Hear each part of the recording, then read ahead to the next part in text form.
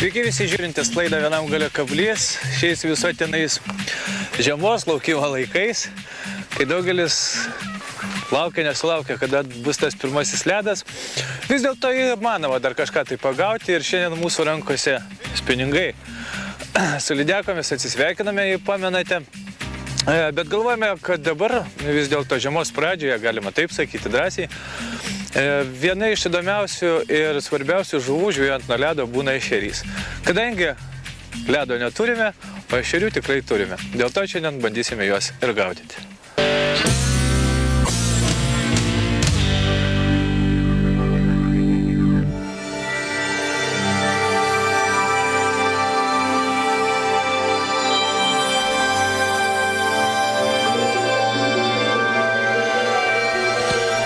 Toks gyvenimas tą žiemą mums žvejam. Visi laukiame ledo, o kol ledo nėra, gauname pakankamai nemažai lietaus. Laikome rankose spinigus ir galvojame apie tai, kad vis dėlto pagauti vieną kitą žuvį šiuo metu dar įmanoma, o tai yra mums žvejams svarbiausia. Kodėl įmanoma? Todėl, kad esame žvejai. Esame tie, kurie visiškai trenkti ir kiti normaliai sėdi namuose, žiūri televiziją ir žvejoja tiesiog žiūrėdami į ekraną. Mes esame tokie, negalime ramiai sėdėti namuose, mums reikia kažkur tai važiuoti, kažką tai pagauti ir būtinai parodyti. Taip ir darome. Šiandien, kaip supratote, mūsų rankose spiningai, o tikslas – ešeriai.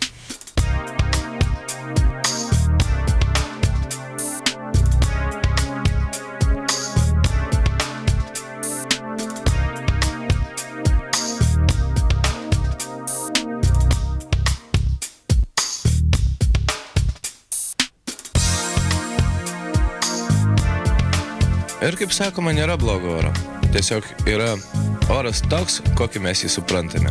O svarbiausiai yra žuvis, o tai mums žvejams svarbiausia.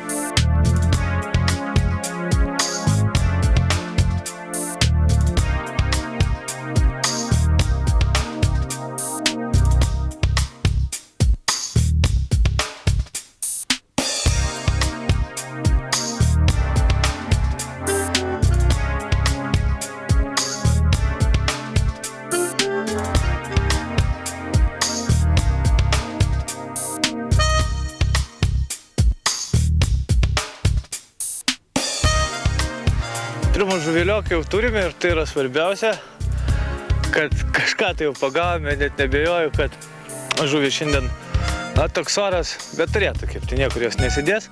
Tiesiog apie pačią traukimo techniką, kaip matėte, ji labai lėta. Iš tikrųjų gaudom vadinamoju paternosteriu, tai yra svarelis gale, kaip matėte, o pats kabliukas ant pakankamai ilgo pavadėlio malasi iš paskos. Ir pats svarelis pradžiai bėgdamas, tiesiog šliauždamas per dugną, štai tas paternosteris, labai paprasta sistema.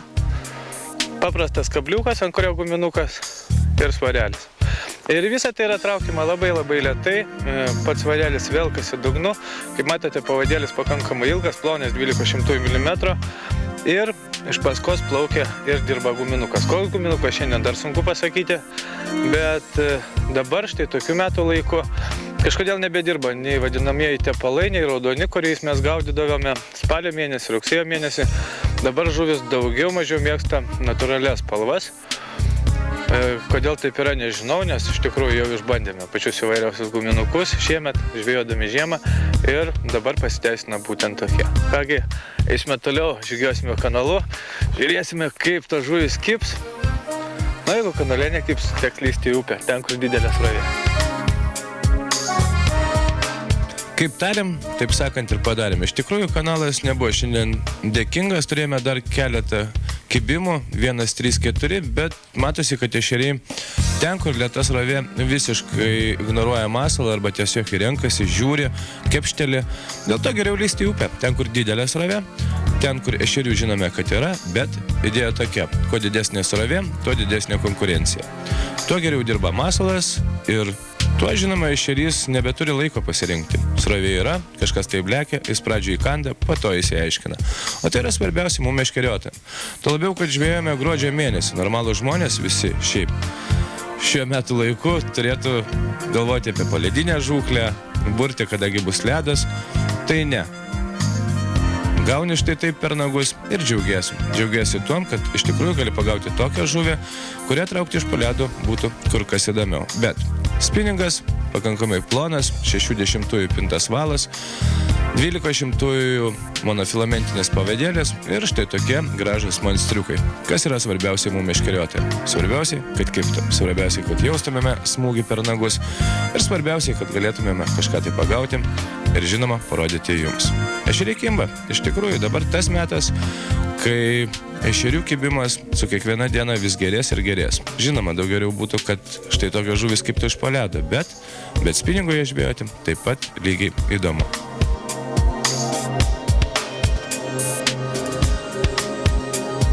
Šiandien vieną kitą ešerį nepaleisime. Žinoma, paleisime kur kas mažesnius, bet štai jeigu užkimba toksai gražuolis, kuris vos telpa į kuprinėlę, tai yra svarbiausia mums, nes vienintelė žuvį, kurią dar gerbėme ir kurią vertiname už kulinarinės savybės, tai yra ešerys. Nepykite vėgėlių gaudytojai, nepykite žmonės, kurie gaudo visą pačią įvairiausią žuvį, konservuoja įvairiausios autoklavais ir dar kažkom, tai, nevertiname mes paprastų žuvų.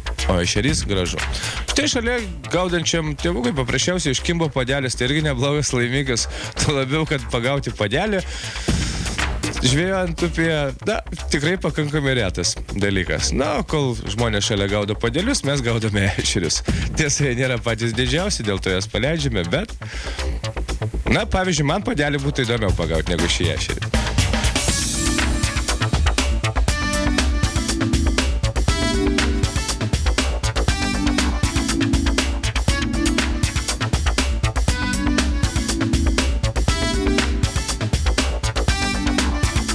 Nors, kaip sakant, padelis padeliai nelygus. Svarbiausiai, kad stovime upėje įsibridę ir vanduo 4 laipsniai šilumos, dėl to karts nuo karto išlėkėme į krantą pralakstyti žvyrkelių, prašildyti kojas, bet įdomiausia tai, kad galvodamas apie kibimą, galvodamas kaipgi pravesti masalą, mes apie tai vėliau pakalbėsime, visą laiką turi kažkokį tai smūgį per nagus. O tai mums meškeriotojams yra svarbiausiai. Dabar, kai atrodo nebėra ką veikti, pasirodo, veikti tikrai yra ką. Tiesiog pasirinkti masalą, pasirinkti sistemėlę, pasirinkti vietą ir gali taip puikiai praleisti dieną, kad atrodo būtų koks rugsėjas arba gruodis, džiaugtumėsi be galo. Dabar ką? Pažuvauji, išlėki į krantą, pašildai kojas ir vėl pažuvauji.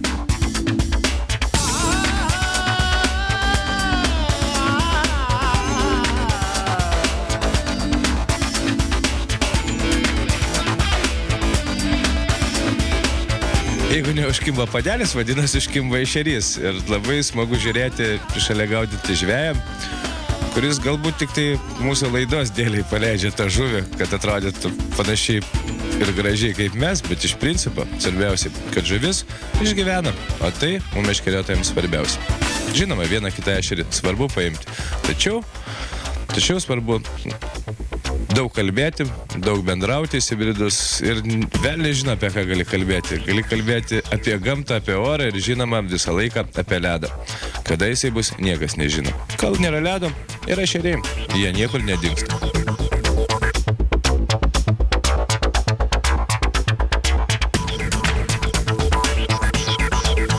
Ar taip, guminukus reikia keisti ir jau ne kartą apie tai kalbėjome, kad žvejodamas vienu masalu per daug kur nepagausi, dėl to bent jau šiandien ešeriai iš tikrųjų ir noringi.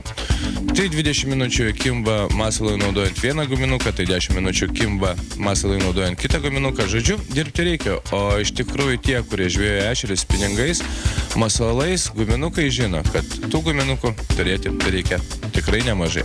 Kodėl? Todėl, kad tikrai nežinai, kada ir kaip žuvis.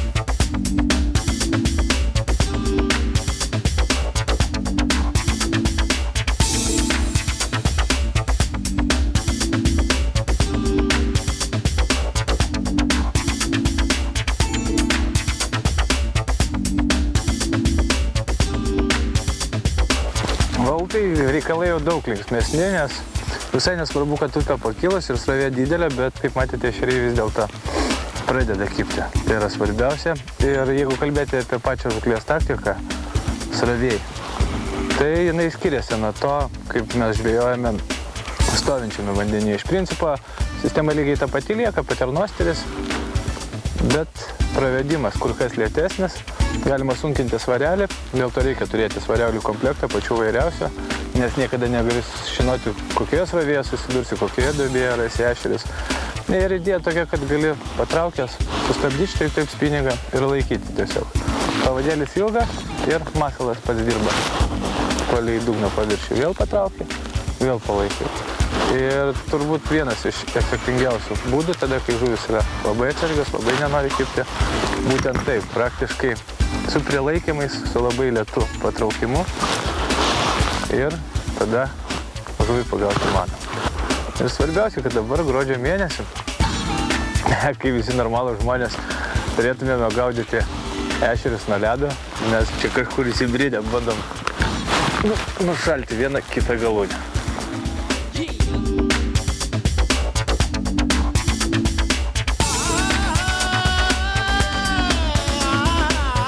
Ir šiandien ešeriai, nors visiškai nemalonu juos gaudyti ir, kaip jau sakiau, nušalom vieną kitą galūnę, kimba kaip išpratėjo, kas yra įdomiausia.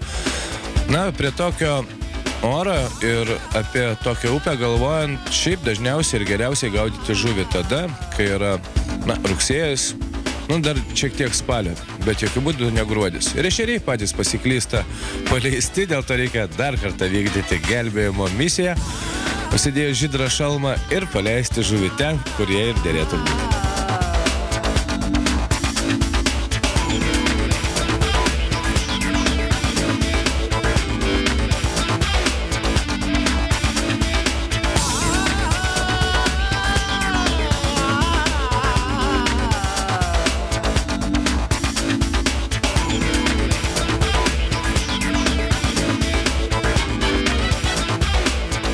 Kaip ir atrodytų viskas gražu ir iš tikrųjų buvo tą dieną gražu, nes oras po pietų pradėjo mus lepinti, bent jau nebelijo, viena kita koja nušalo, bet svarbiausiai, kad žuvis kibo. O mes džiaugiamės tuo ir ypatingai vakarėjant, lyg tai atrodytų, dabar žiemą neturėtų būti to vakarinio arba rytinio kibimo, bet jisai būna. Ir pasirodo vakare, žuvis vėl pakilo ir vėl pradėjo kalti mūsų masalus kaip išpratėjusios.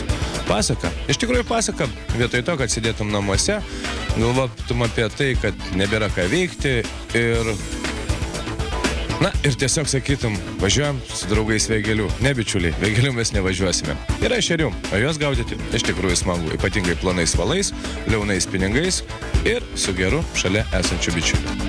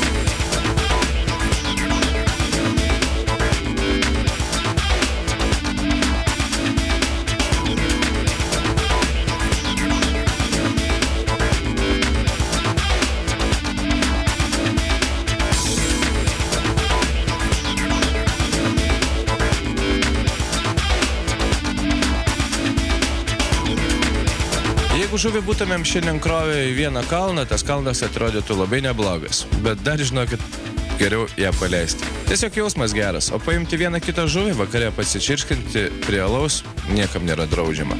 Ta labiau, kad ešerys, iš tikrųjų man, bet jau asmeniškai, nežinau kaip jums, mūsų laido žiūrovai, viena skaniausių žuvų. Gerai jis dygliuotas, gerai, jos sunkiai nusilupa žvynai.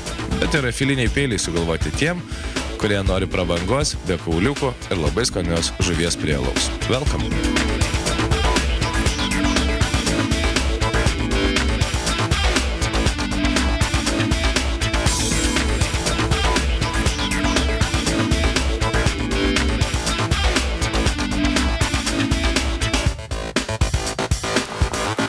Tokia šiandien buvo mūsų laida apie ešerius. Gerai, kad jie nebuvo patys tie smulkiausi. Nors jų nebuvo daug, kai matė, per daug jų paleidome, kad, nėra idėjos vėlgi tempti viską namo, kas yra pagauta, o geriau gyvena upėje. Bet laikas su spinigu, lengvų spinigų praleistas puikiai. Dėl to, kol neturime žiemos, tikrai dar žuvausime ir tikiuosi, sulauksime ledo. Tikiuosi. Labai žodis toksai. Bet viskas greičiausiai bus po naujų metų. Na, dabar jums reikia pažiūrėti, ką gali pasiūlyti žūklės naujienos.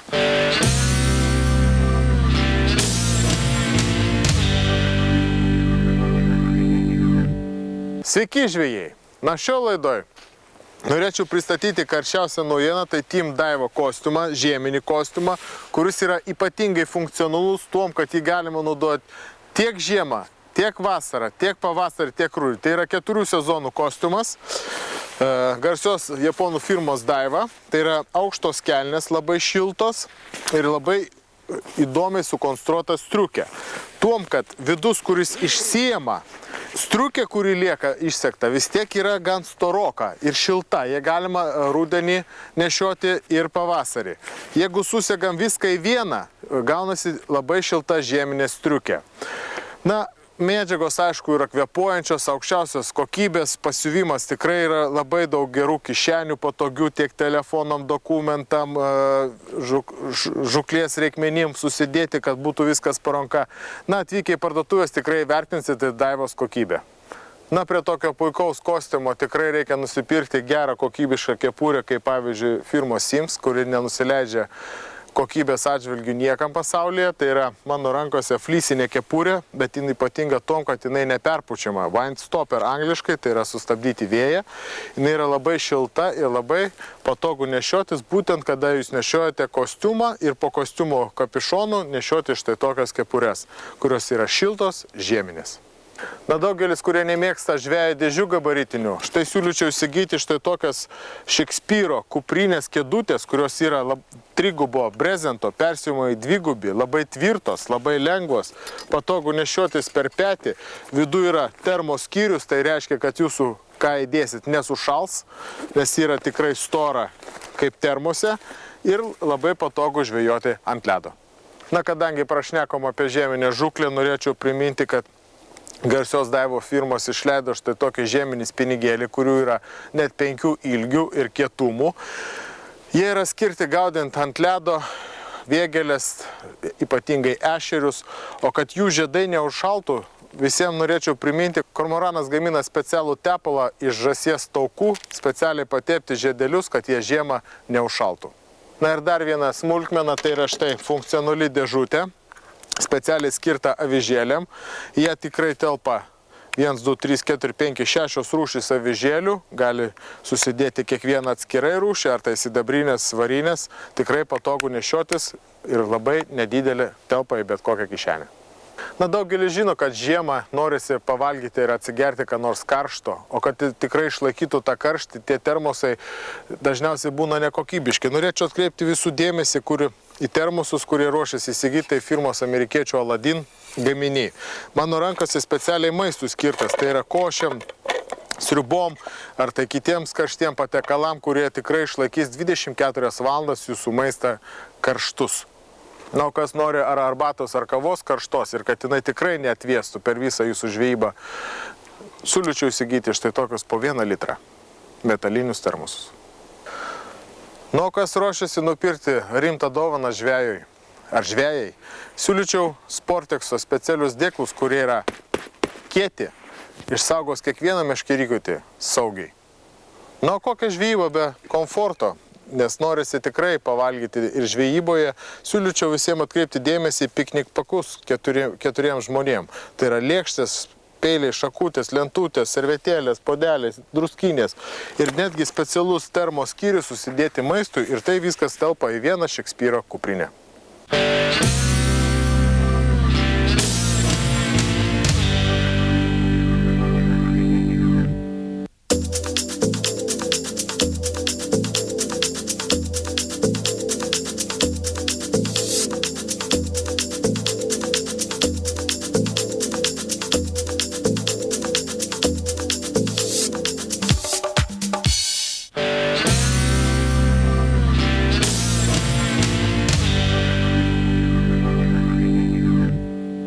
Na šios savaitės Romados akcija skirta spinigam, meškerykočiam, jūriniam, visom be išimties meškerėm net 40% nuolaidą.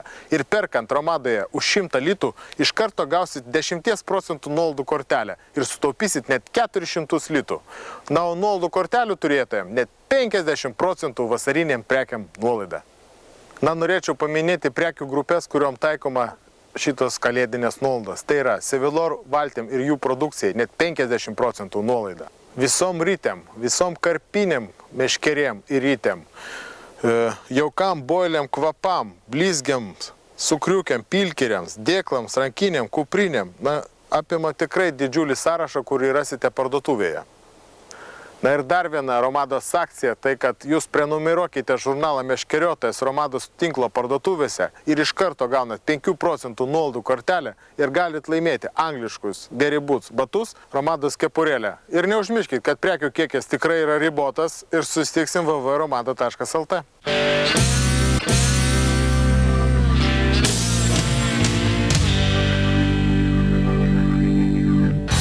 Sauliaus Jokožio didžiausia vakarų Lietuvoje spaustuvė šiemet pristato naujieną.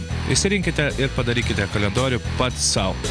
Asmeniniai kalendoriai kiekvienam su įspūdingiausiamis gyvenimo akimirkomis. Daugiau www.kalendoriai.lt.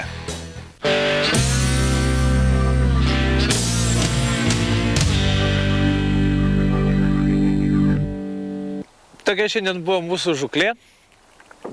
Tokia buvo laida, belaukiant švenčių, belaukiant kalėdų. Nors neturime ledo, bet kaip supratote, žuvauti įmanoma ir įmanoma kažką tai pagauti visai linksmo ir smagaus.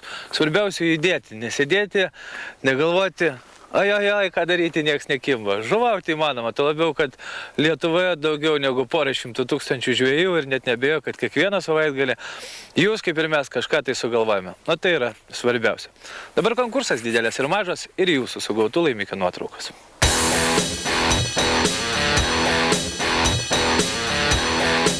Vladas Pinikas sugavo išties įspūdingą meknę, kuris svėrė kilogramą ir 800 gramų. Ir meknė čiupo netgi 5 dydžio meps aglija. Tai iš tikrųjų įspūdingas laimikis, žvejant tokiais pakankamai dideliais masalais. Kaunietis Dainius Kanys sugavo išties įspūdingą ešerį, kurios svoris kilogramas 550 gramų. Ir žuvis sugauta Kauno mariose spinigu. Taip, Kauno mariose dar iš tikrųjų likę monstrų. Viskas, ką norėjome parodyti dabar jau tikrai mūsų laidoje.